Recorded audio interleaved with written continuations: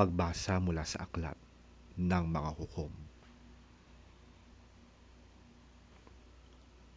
Ang mga taga Shechem at Bet Milo ay sama-samang nagpunta sa may malaking puno sa Shechem at ginawa nilang hari si Abimelech. Nang mabalitaan ito ni Hotam, tumayo siya sa taluktok ng bundok ng Gerizim at sumigaw, "Mga taga Shechem, makinig kayo sa akin upang makinig sa inyo ang Diyos." Isang araw, nag-usap-usap ang mga punong kahoy upang pumili ng hari nila. Sinabi nila sa olibo, "Ikaw ang maghari sa amin." Sumagot ang olibo, "Hindi ko maiiwan ang paggawa ng langis na ginagamit sa pagpaparangal sa mga Diyos at sa mga tao para maghari lamang sa inyo." Sinabi nila sa igos, "Ikaw na ang maghari sa amin." Ngunit sumagot ang igos, "Hindi ko maaring itigil ang pagbibigay ng masasarap kong bunga upang pagharian ko lamang kayo."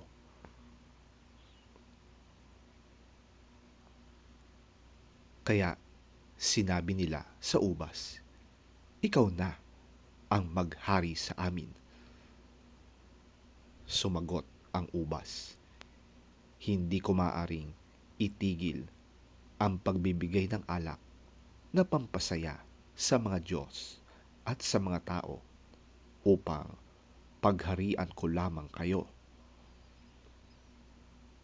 Kaya sinabi nila sa halamang matinik, "Ikaw na nga ang maghari sa amin." Ang sagot ng halamang matinik, "Kung talagang gusto ninyo akong maging hari, sumilong kayo sa akin. Kung ayaw ninyong sumilong, magpapalabas ako ng apoy sa aking mga tinik upang sunugin ang mga sedar ng Lebanon."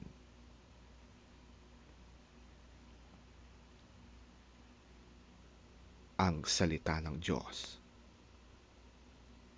Salamat sa Diyos.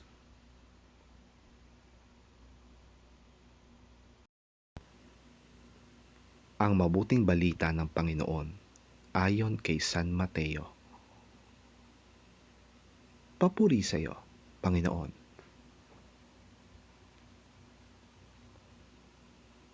Ang kaharian ng langit ay maitutulad sa isang taong lumabas ng maaga-maaga upang humanap ng manggagawa para sa kanyang ubasan. Nang magkasundo na sila sa upa na isang salaping pilak sa maghapon, ang mga manggagawa ay pinapunta niya sa kanyang ubasan. Lumabas siyang muli ng mag-aalas 9 ng umaga at nakakita siya ng iba pang tatayo-tayo lamang sa palengke. Sinabi niya sa kanila, "Pumatindi kayo at magtrabaho sa aking ubasan at bibigyan ko kayo ng karampatang upa." At pumunta nga sila. Lumabas na naman siya ng mag-aalas 12 ng tanghali at ng mag-aalas 3 ng hapon, at ganon din ang ginawa niya.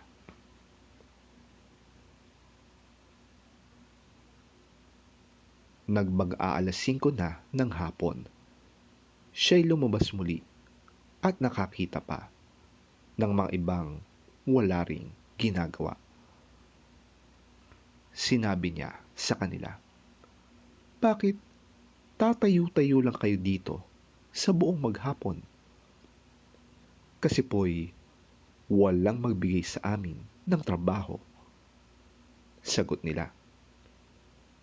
Kaya't sinabi niya, kung gayon, pumunta kayo at magtrabaho sa aking ubasan.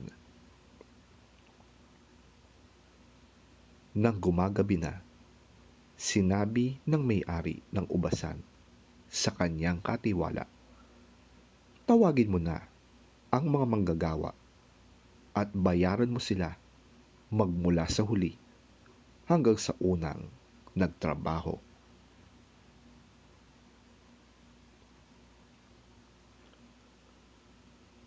Ang mga nagsimula ng mag-aalas 5 ng hapon ay tumanggap ng tigi-isang salaping pilak.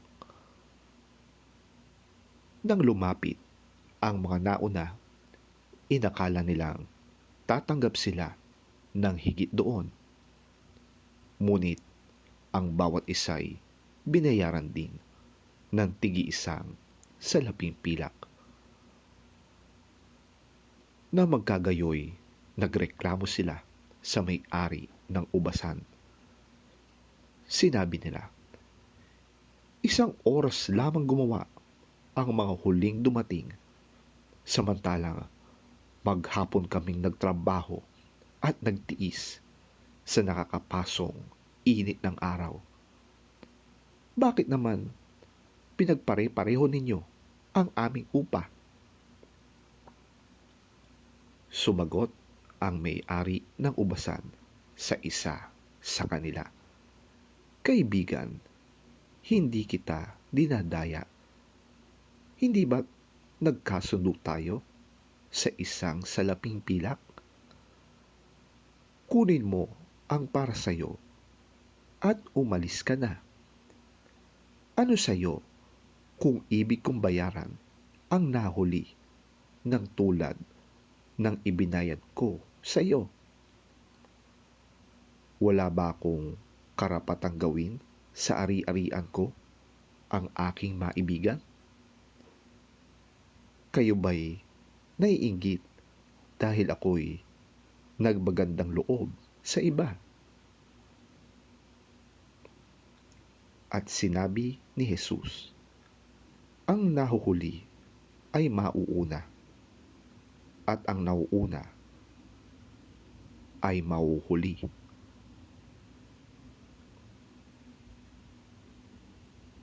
Ang mabuting balita ng ating Panginoon. Pinupuri ka namin, Panginoong Hesukristo.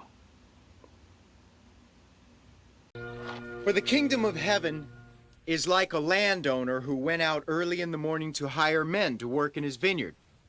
He agreed to pay them a denarius for the day and sent them into his vineyard.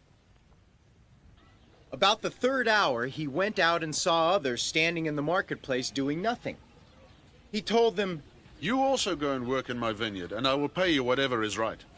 So they went. He went out again about the 6th hour and the 9th hour and did the same thing.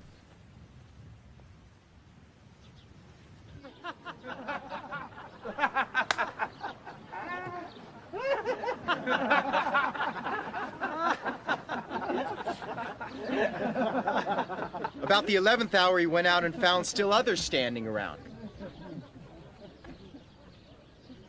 He asked them, why have you been standing here all day long doing nothing? Because no one has hired us. They answered.